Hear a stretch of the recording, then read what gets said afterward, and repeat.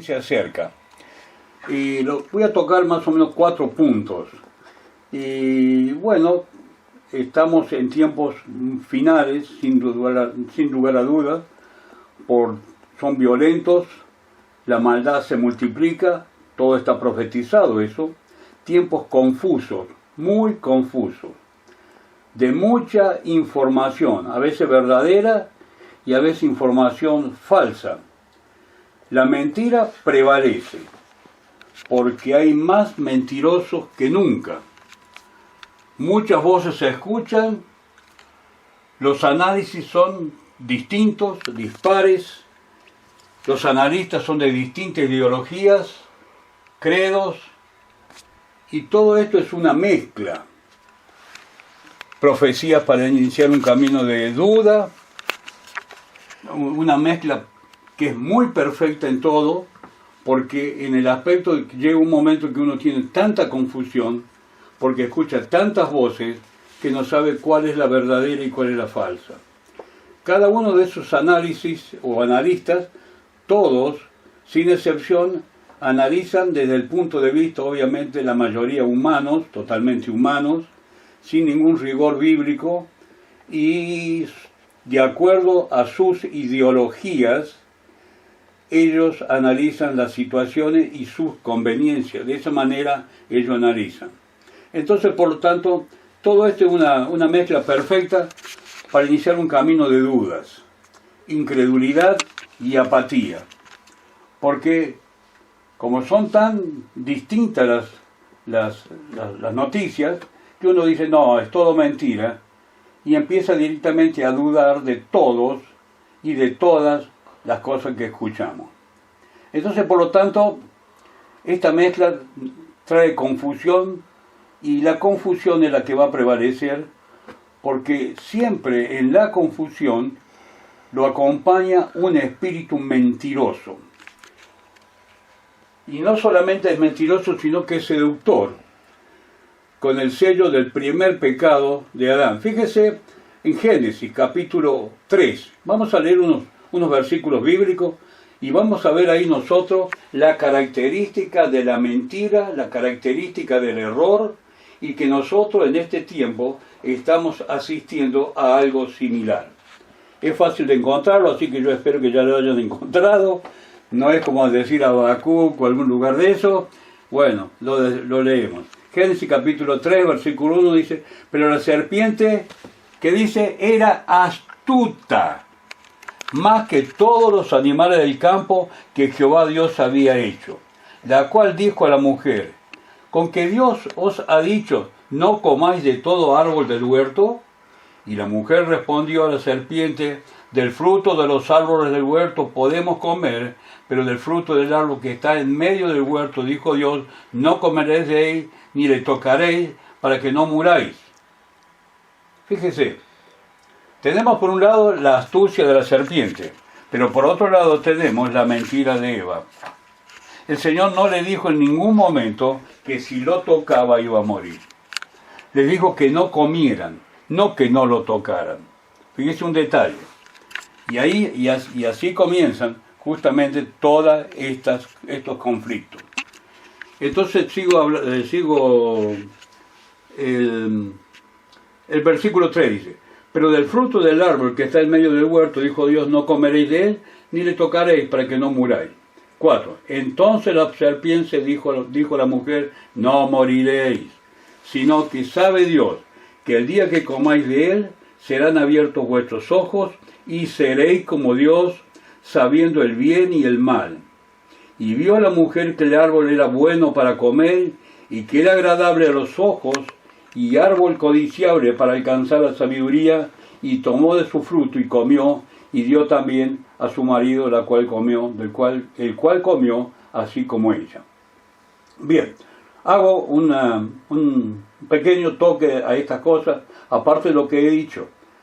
Les tengo que decir algo más aquí, que dice la palabra de Dios acá que el árbol era codiciable, era agradable a los ojos, y árbol codiciable para alcanzar sabiduría. ¿Se acuerdan cuando estuvimos hablando sobre la vanagloria de la vida, la vanagloria de los ojos? la vanagloria de este mundo. Ahí tenemos nosotros justamente a Eva. Los ojos le sirvieron como camino, como canal para el pecado. Entonces vemos que la otra cosa que querían alcanzar era sabiduría. Y el mundo en este momento, nosotros podemos ver que tiene mucha sabiduría.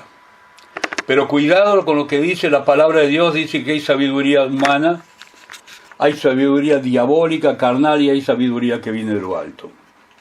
Esta sabiduría que el mundo tiene es diabólica y carnal y diabólica. Por lo tanto, es peligrosísima. No es una sabiduría natural y menos es sabiduría de lo alto. Pero eso sí tienen sabiduría. Si nosotros nos fijamos y vemos las informaciones que vienen, si es que realmente son reales, la gente más instruida, como la gente que trabaja aquí en todo el tema de computación y todo esto, de los programas, las plataformas que hay en Internet, son ellos los que están manipulando toda esta situación porque quieren establecer el gobierno mundial, el nuevo orden. Entonces nosotros tenemos que ver esto, de que esto ya está profetizado. El segundo punto que quiero hablar es esto. Esto ya está profetizado que iba a venir. ¿Y sabe por qué lo digo todo esto? Porque hace tiempo atrás yo me había empezado a cuestionar sobre algún tipo de oración que yo hacía. Y la oración que yo hacía era, como dicen todo paz y amor. Y estaba en una oración en contra realmente de lo que el Señor habla. El Señor dice que vendrán tiempos que van a ser cada vez peores. Que va a ser tiempos nada de mejoría, sino tiempos peores. Entonces mi oración estaba en contra de su profecía. Y por lo tanto tenemos que siempre nosotros orar, como dice la palabra de Dios, conforme a la voluntad de Dios. Y si bien Dios ha profetizado esto, el Señor Jesucristo, en la palabra ya está profetizado, yo no tengo por qué andar buscando un cambio de esta profecía. No me está dado a mí buscar un cambio de la profecía. Dice Marcos capítulo 13, versículo 5, no sé si lo quieren ir buscando, yo mientras tanto les voy a decir algo más. Y justamente esto me trae a reflexión, porque he recibido un aviso de la gente de afuera y que pedían oración urgente por algunas cosas. Y yo cuando vi todo esto, yo solo pensé, voy a orar una vez, pero veo que esto no es la voluntad de Dios, el orar por esta situación. Bueno, recientemente me iban avisando todos los días, y recientemente me avisaron y me dijeron que no orara más porque no hacía falta, porque ya estaba muerta la persona, porque tenía que morir sí o sí. Entonces uno dice, pero ¿cómo? ¿Vos sabés quién va a morir o no? No, pero la forma que ellos me dijeron que estaba, era imposible que pudiera seguir viviendo. Ellos mismos dijeron las condiciones que estaban. Entonces, a menos que sea un milagro extraordinario, es imposible que esa persona viva. Entonces vemos nosotros acá, por ejemplo, en Marcos capítulo 13, versículo 5, dice, Jesús, respondiéndoles, comenzó a decir, mirad que nadie os engañe, porque vendrán muchos en mi nombre, diciendo, yo soy el Cristo, y engañarán a muchos. El versículo 22 también del mismo Marcos 13 dice, porque se levantarán falsos cristos y falsos profetas y harán señales y prodigios para engañar, si fuese posible, aún a los escogidos. Lo repito, engañar aún a los escogidos. Mas vosotros mirad, os lo he dicho todo antes. Estamos advertidos de que esto se va a levantar en el mundo. Los falsos maestros, los falsos apóstoles, los milagreros, los que hacen todo tipo de señales, y lo más probable que cuando veamos todas esas cosas, lo primero que digamos, esto es de Dios. Y no me voy a oponer a esto, porque sería la blasfemia del Espíritu Santo. Porque si yo digo que esto es del diablo, voy a estar blasfemando al Espíritu Santo. Y muchos van a ser engañados. Pero nosotros no debemos olvidarnos de lo que dice la Escritura. Lo que está profetizado en las Escrituras no lo podemos cambiar. No podemos pensar que va a ser diferente. Y si el Señor dice que en este tiempo se van a levantar este tipo de personas, no cabe la menor duda de que realmente es así. Entonces, por lo tanto, estemos alerta. El Señor todavía lo dice, yo se lo advertí, como diciendo, no me vengan ahora con otra cosa, yo ya se lo he dicho. Entonces, ¿qué tenemos nosotros acá? Tenemos que empezar a ver más la palabra de Dios. El tercer punto que quiero ver es la actitud de la iglesia. Primero y principal es santificarse. Segundo, estar preparada. En la palabra encontramos ejemplos, advertencias, profecías, y esto lo vamos a reconocer en las medidas que nos ocupemos en escudriñar las Escrituras. Y no solamente escudriñarlas, sino obedecerlas. Cuando nosotros estamos acostumbrados a leer la palabra de Dios, dice la palabra de Dios que la fe viene por el oír la palabra de Dios. Bueno, si quiero oírlo, hable en voz alta, pero no lo que estoy diciendo yo, que mientras más leo la Biblia, más puedo confiar en lo que Él está diciendo. Entonces, la palabra nos advierte de todas estas cosas y debe estar preparada la iglesia. Preparada para no encontrarse en el error, para no ir de cada sonido que escuche por ahí, que diga algo del Señor y creamos nosotros que eso viene de parte de Dios. Hemos estado asistiendo nosotros en este último tiempo a las famosas profecías y a las famosas desato, acto, declaro, proclamo, decreto de los falsos apóstoles. Que no existen apóstoles en este tiempo. Existen los enviados, pero con la calidad y la dignidad de los apóstoles del Señor Jesucristo no existen. Por más que lo quieran explicar, no existen. Yo se lo voy a dejar para otra vez, para tener una enseñanza sobre el tema de los apóstoles. Y mostrarle con citas bíblicas y con palabras en el original de que no existen los apóstoles hoy en día. Lo que nosotros podríamos llamar apóstoles, que sería lo más parecido, sería un misionero, que lo hemos enviado a algún lugar, que la iglesia lo envió a algún lugar a predicar. Y porque la palabra apóstol es enviado, significa enviado. Sigo. Entonces, hemos visto todo eso que ha fracasado. Esta pandemia, esta situación, a mi entender, fue un juicio de Dios contra estos falsos profetas, falsos apóstoles, estos charlatanes sinvergüenzas, que lo único que hacen es buscar su propia conveniencia. Ya está profetizado.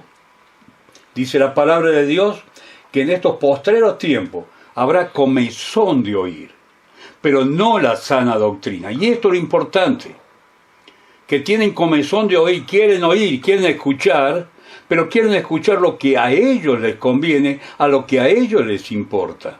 Por eso dice, no van a sufrir la sana doctrina, no van a buscar la sana doctrina. Entonces, ¿qué pasa? Estos chantas caen justo a medida a lo que ellos están necesitando, y que lo que hacen es cosechar gente y más gente dentro de esos inmensos estadios a donde ellos hacen las reuniones. Entonces todo está profetizado, hermano. Es cuestión nomás de escudriñar las Escrituras y ponernos a buscar, indagar, comparar un escrito con otro en la misma Biblia, y tenemos la salida para todo esto. Sigo. Nosotros, en la medida que obedecemos a la palabra de Dios, vamos a ir somos conocedores de la verdad. Porque conocedor, cuando dice conoceréis la verdad, la palabra conocer ahí significa esa relación íntima, me pongo a practicar la verdad, es decir, una experiencia. La verdad, el conocimiento es un conocimiento experimental de lo que estoy creyendo. Entonces dice, conoceréis la verdad, tendrás el conocimiento de la verdad. Es decir, obedeciendo la palabra de Dios, yo estoy conociendo la verdad, estoy teniendo esa comunión íntima con la palabra, y la verdad me hace libre, y me hace libre del error. Y ahí comienzan los grandes males que tiene la iglesia hoy en día, es una falta de Biblia total y absoluta. La tenemos la Biblia para no sé qué, pero muy poca Biblia hay. Sigo adelante. El hecho de conocer la verdad nos vamos familiarizando con la voz de Cristo, porque el Señor nos habla a través de su palabra. Entonces encontramos nosotros en Juan capítulo 10, versículo 27, dice, más mis ovejas oyen mi voz, y yo las conozco y me siguen. ¿Qué estuvimos hablando recién? Que estas personas le siguen la gente, pero no son los que quieren, los que tienen necesidad de la sana doctrina. Aquel que tiene necesidad de la sana doctrina va a empezar a ver y va a captar en el aire cuando son mentiras. Y eso tenemos que entenderlo, hermano. Aquel que está familiarizado con la voz del Señor, cuando escucha una mentira, enseguida le hace ruido. Ustedes saben muy bien qué significa ruido. Dudo, no lo entiendo, no lo creo, hay algo que no me cierra. Continuamente me llegan a mí mensajes de distintos pastores, distintos predicadores. Yo lo he dicho en otra oportunidad, tengo varios ahí que lo he archivado porque quiero volverlo a escuchar. Pero hay otros que ni bien empiezan directamente, no los escucho más. Porque ya comienzan mintiendo de entrada. O escucho hasta la mitad y tengo que dejarlo, porque ya sé a dónde están apuntando. Ya los conoce uno, porque se desvían de la verdad. Pero aquella persona que predica la palabra de Dios, usted va a ir siguiendo y todo le va a ir cerrando, porque la Biblia se lo va corroborando. Sigo adelante. Nosotros, aquel que oye la voz del Señor, nos coloca en un lugar de madurez, que es una madurez espiritual del cual es imposible de ser arrastrado por el error. En Efesios capítulo 4, un versículo que utilizo muy mucho, y me gusta ese versículo, porque veo que es la salida que tenemos como cristianos, como seres humanos, porque habla justamente de los ministerios de la iglesia y para qué fueron puestos. El sábado pasado hablé del propósito de Dios.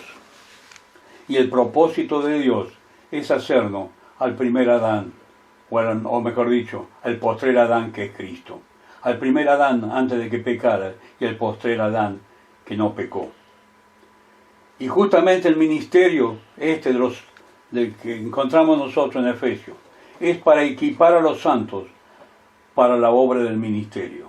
Y me gusta lo que dice, el versículo 13 dice, hasta que todos lleguemos a la unidad de la fe y del conocimiento del Hijo de Dios, a un varón perfecto, a la medida de la estatura de la plenitud de Cristo. 14. Para que ya no seamos, ¿qué dice? Niños fluctuantes. ¿Sabe lo que pasa? Todo eso que van de un lado para otro, esos que están dudando constantemente, son fluctuantes. Son fluctuantes. La palabra del original habla de una ola arrastrada por el viento. A eso le llama. Esa es la figura que marca justamente en Efesios, en el griego, el original, digamos. Entonces nosotros encontramos que acá tenemos como esas olas que son arrastradas de un lado para otro por el viento. Eso es ser fluctuante. Sigo. Pero que dice algo interesante, para que ya no seamos niños fluctuantes. Por eso es necesario crecer. No nos podemos quedar con la primera experiencia de que levanté la mano para aceptar a Cristo, oraron por mí y después me bautizaron y ahí me quedé. No, yo tengo que crecer. Ese es el comienzo. Imagínense, ¿qué hubiese sido de nosotros si una vez que hemos crecido, que hemos nacido, nos dan un poco, nos alimentan y nos dejan ahí y no crecemos? Y inmediatamente nuestro padre iba a ir a buscar un médico para preguntar qué es lo que pasa con este niño que no crece. Y así pasa en la iglesia también. Tiene que haber crecimiento. Y si no hay crecimiento hay dos problemas, o tres. Pero dos seguros. Uno, que no tiene suficiente alimento y por lo tanto no puede crecer. Y el otro, que está enfermo, que tiene alguna patología, que tiene algún pecado que no lo deja crecer, que tiene un demasiado afán por este mundo, por las cosas mundanas y no los deja crecer. Y un tercero, porque dije dos o tres, el tercero puede ser que el pastor que tiene no llega para él. Y eso no quiere decir que sea mal pastor. No quiere decir.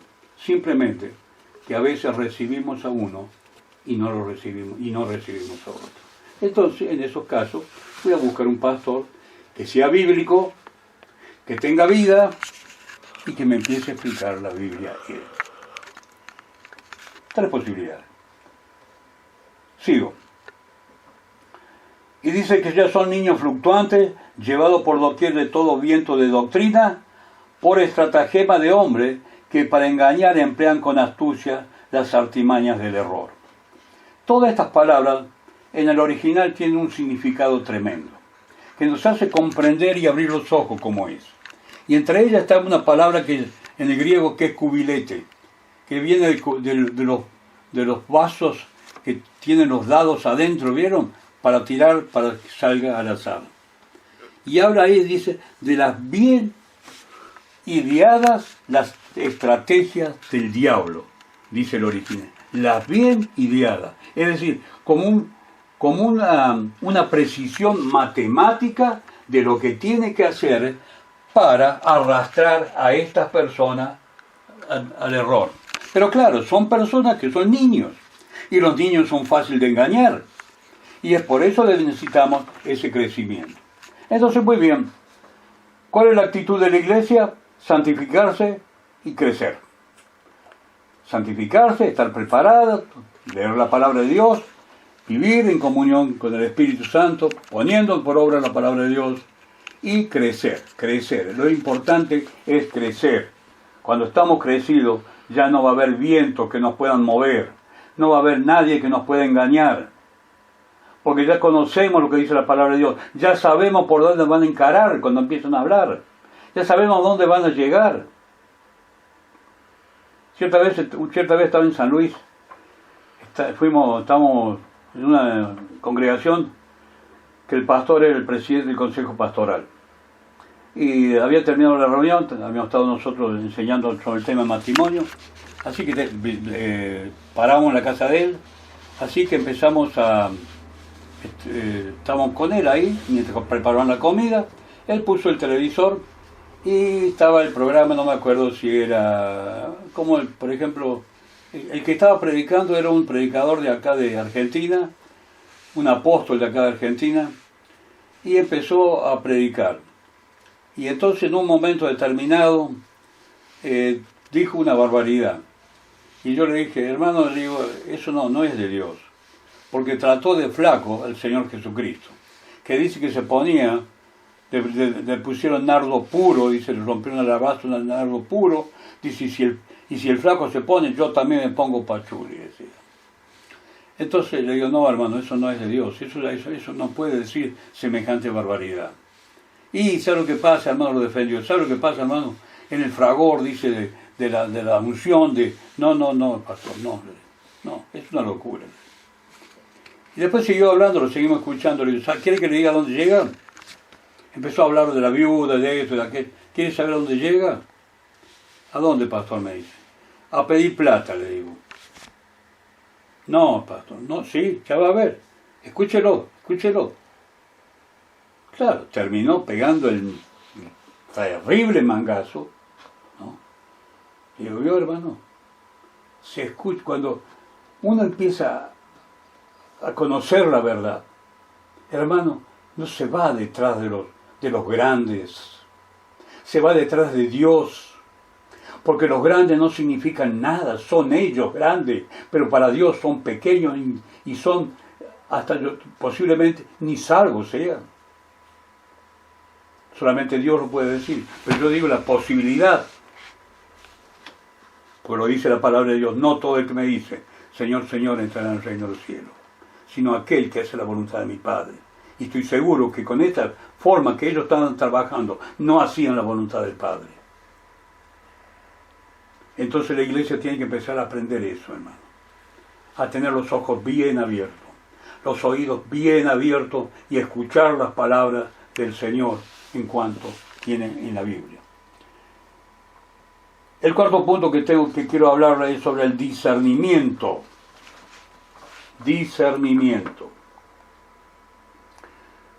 Discernimiento de los tiempos. Hay un pasaje en Primera Crónica, capítulo 12, muy interesante, que habla sobre los hijos de Isaacar. Isaacar es uno de los hijos de Jacob. Y dice, Primera Crónica, capítulo 12, versículo 32, dice, de los hijos de Isaacar, estaba haciendo un recuento, un censo que había ahí, y entonces poniendo algunas características. Dice, de los hijos de Isaacar, 200 principales, y fíjese lo que decía, entendidos en los tiempos y que sabían lo que Israel debía hacer, cuyo dicho seguían todos sus hermanos. Fíjese lo que dice. Yo lo que quiero decir es lo siguiente, si en este tiempo, en las iglesias, hubiese estado los hijos de Isaacar, no se hubiesen escuchado las barbaridades que se escucharon. Porque enseguida hubiesen entendido que los tiempos eran que el Señor quería darnos a nosotros, corregirnos a nosotros. Pero no, buscaron por otro lado. Entonces es necesario conocer los tiempos. Y los tiempos lo va marcando la misma palabra de Dios. Esto era entendido. Y en lo que me gusta dice, cuyo dicho seguían todos sus hermanos. Es decir, ellos ya sabían que estos de Isaacar eran entendidos y por lo tanto confiaban en su entendimiento, en su discernimiento por el tiempo o los tiempos que transcurrían. Es muy importante eso, saber los tiempos. En Eclesiastés nos dice tiempo de llorar, tiempo de reír, tiempo. Hay cada uno su tiempo. Cada cosa tiene su tiempo. Entonces debemos conocer los tiempos. Debemos estar atentos a los tiempos. Una cosa muy importante es conocer a veces los orígenes de la civilización. Y ahí uno empieza a encontrar algunos hechos, algunos, digamos, ítems, podríamos decir, puntos fundamentales para tenerlos en cuenta, para poder analizar los tiempos que se están viendo en el mundo. Cierta vez vino uno y me preguntó, y dice, vos que lees la Biblia, dice, ¿por qué pasa todo este problema con el pueblo de Israel? Entonces le conté el caso, cómo era, y las maldiciones que hubo, y que esos descendientes fueron los que llevaron justamente esa maldición. Y le digo, y por eso está este conflicto en el Medio Oriente, porque son hermanos que se están peleando, o sea, hermanos en su origen, se están peleando por esa tierra. Y entonces dice, ahora comprendo el conflicto del Medio Oriente. Entonces es necesario eso. Aunque parezca aburrido, porque empieza uno a decir tal y tal cosa, léalo. Eso que parece a veces tan aburrido, ¿Sabe cómo es lindo para entretenerse? Buscar un mapa. Y dice, bueno, la tribu de fulano se fue para tal lado. ¿Dónde? Ah, acá está. Y empieza a buscar. Yo de esa manera, de esa forma, con ese método, mejor dicho, ¿qué es lo que hice? Encontré de quién desciendo. Sirsem de Cano de Jafet. Por la ubicación a donde fueron cada uno de ellos. No soy semita. No soy de Cam tampoco, pues en Canaán. Soy de los otros, de Jafet. Que eso colonizó justamente la parte de España, África y todos esos lugares. España, Italia, todos esos sectores. Entonces uno puede ver todas esas cosas. Y va a ver qué atrapante que es la Biblia en todo eso. Sigo adelante. Como dije, esto lo logramos escudriñando las Escrituras y observando los acontecimientos cotidianos. Ver cómo se van desarrollando las políticas mundiales. Y entonces uno va avisorando de alguna manera cómo se va preparando el mundo para el gobierno único y mundial, el nuevo orden que le dicen. Lo otro que tenemos que tener discernimiento es lo espiritual. Por obra del Espíritu Santo, eso se consigue por obra del Espíritu Santo, que Él da discernimiento, y por vivir la verdad. No debemos olvidar nunca que la iglesia es columna y baluarte de la verdad. 1 Timoteo 3:15 dice eso. Dice, para que si tardo, le dice Pablo a Timoteo, sepas cómo debes conducirte en la casa de Dios, que es la iglesia del Dios viviente, columna y baluarte de la verdad. ¿Y nosotros, hermanos, qué somos? Nosotros somos esa iglesia. Nosotros. Y por lo tanto en nosotros tiene que existir esa verdad absoluta. Verdad en nuestra forma de hablar, verdad en nuestro testimonio, verdad en nuestro negocio, verdad en todas nuestras relaciones, verdad de la palabra de Dios viviéndola en todo. Entonces ahí vamos a poder tener discernimiento. Porque cuando hay algo mentiroso, enseguida va a saltar. Acuérdese siempre de los peritos que buscan los billetes falsos, los dólares falsos. No le dan para que observen ni uno falso, todos reales. Y ellos se acostumbran a manejar el dólar real, el dólar que no es trucho. Y cuando tiene uno trucho en la mano, uno falso en la mano, se da cuenta enseguida. Acordémonos de eso. Vivamos la verdad. Vivamos la verdad. Tal es así que en el seminario bíblico hay una materia que se llama sectas y religiones. Y fue una materia que yo nunca la di. Di una parte nada más. Y me preguntaban por qué no la daba esa materia. Le digo, porque me gusta más conocer la verdad y no las mentiras de los otros. Conociendo la verdad, la mentira de ellos va a saltar.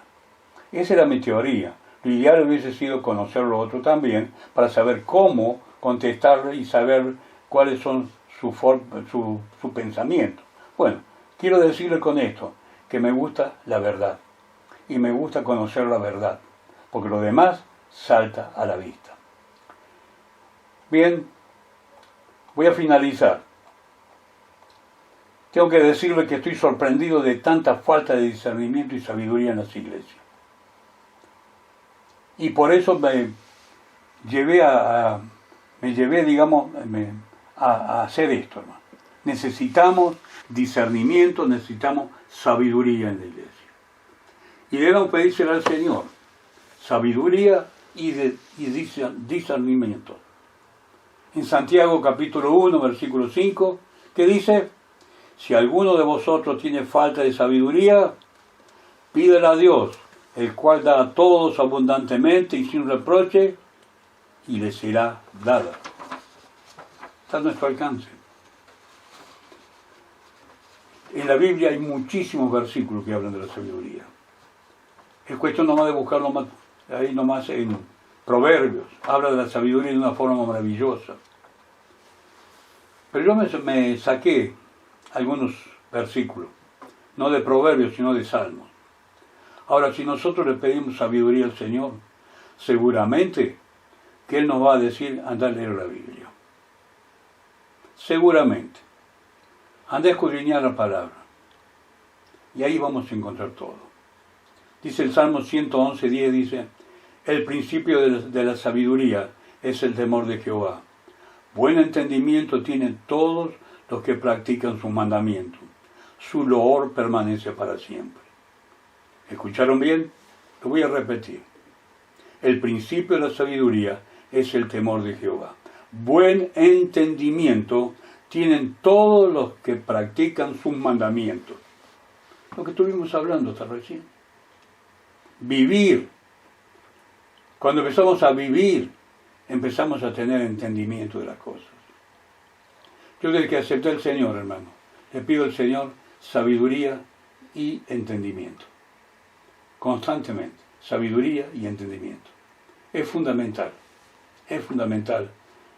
para, y más para estos tiempos que estamos viviendo. El Salmo 51:6 dice, y aquí tú amas la verdad en lo íntimo, y en lo secreto me has hecho comprender sabiduría. Está hablando el Señor. Salmo 49:3 dice, mi boca hablará sabiduría, y el pensamiento de mi corazón inteligencia. ¿Qué les parece? Sabiduría, conocimiento de Dios. El Salmo 37:30 dice, la boca del justo habla sabiduría y su lengua habla justicia. Salmo 14:4 dice, no tienen discernimiento. Uy, todos hacen iniquidad, que devoran a mi pueblo como si comiesen pan, y a Jehová no invocan. Están como tontos. Cuando no hay discernimiento es porque estamos mal nosotros. Es porque estamos practicando mentiras tal vez. Es porque no estamos buscando a Dios en integridad. Dios nunca nos va a dejar en la oscuridad, hermano. Entendamos eso. Nunca, jamás. Él nos va a dar la luz suficiente como para que nosotros abramos los ojos. Pero busquémoslo de verdad. Entonces tengo que decir, hermano, iglesia, preparémonos, el fin se acerca. El Señor viene por su novia y nos quiere sin mancha ni arruga ni cosa semejante. Tiene que estar resplandeciente. Cuando escribí eso, me acordé de algo. Y algo medio íntimo, pero me acordé de algo. ¿Y sabe qué me acordé? Algo que sucedió anteayer. No, hace casi 50 años atrás. Me acuerdo el día de mi casamiento, con mi esposa, con Elda. Me acuerdo que hasta el último momento había estado trabajando en el taller y por lo tanto mis manos no estaban muy limpias. Y si bien me limpiaba, era bastante pulcro en ese aspecto, pero alguna grasita había entre medio siempre. Así que ese día me había lavado las manos de una forma muy cuidadosa, de modo que no tuviera ningún vestigio de suciedad del trabajo. Así que, bueno, eso es lo que me lavé perfectamente bien. Y después de eso, por cierto, obviamente, me bañé, todas las cosas, eso es obvio, no hace falta ni siquiera nombrarlo. Pero lo que me acuerdo cuando me fui a arreglar, me peiné, en ese tiempo tenía cabello, o sea que no era un pelado como ahora, tenía cabello, me peiné y todo. Y bueno, cuando me peiné me fijé bien que no me saliera un pelito por ahí arriba, que esté desacomodado, me miraba con el espejo de atrás, como ves. Mire de detalle.